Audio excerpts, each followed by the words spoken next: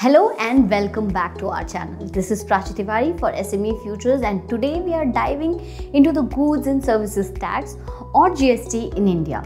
Whether you are a business owner, a student or just curious, this guide will help you understand the basics of GST, its implementation and its impact on India's economy.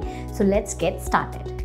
The idea of nationwide GST in India was first proposed by the Kelkar Task Force on Indirect Taxes in 2000. The goal was to replace the complex and fragmented tax structure with a unified system, simplifying compliance, reducing tax cascading, and promoting economic integration.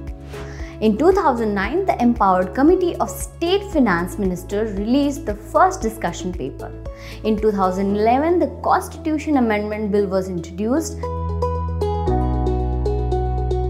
In 2014, the Constitution 122nd Amendment Bill was introduced in Parliament. In 2016, the bill was enacted as the 101st Constitution Amendment Act. In 2017, GST laws were implemented on 1st July. GST in India follows a dual structure comprising central GST levied by the central government, state GST levied by the state governments, and integrated GST levied on interstate supplies and imports collected by the central government and apportioned to the destination state. So GST has a multiple tax slabs: 5%, 12%, 18% and 28%, with some essential commodities exempted from GST. Gold and diamond job work attracts a lower rate of taxation, while a compensation cess is levied on demerit goods and certain luxury items. Segment 3: GST Council and Technological Infrastructure. The GST Council, consisting of the Union Finance Minister and representatives from all states and union territories, was established to make decisions on tax rates, exemptions, and administrative procedures. To support GST implementation, the GST network was created. This not-for-profit company provides the IT backbone for GST, handling taxpayer registration, return filing, and tax payments. So let's highlight some key features of GST. One nation, one tax.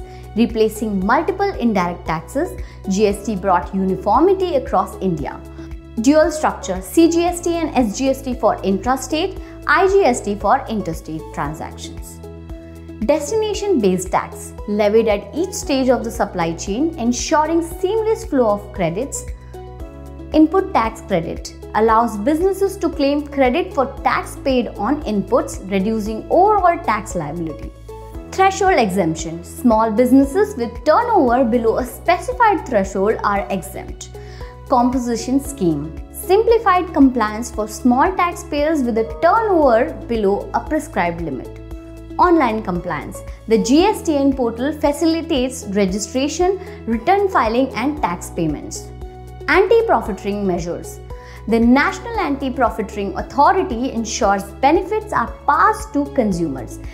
Sector-specific exemptions: healthcare, education, and basic necessities often have reduced rates or exemptions.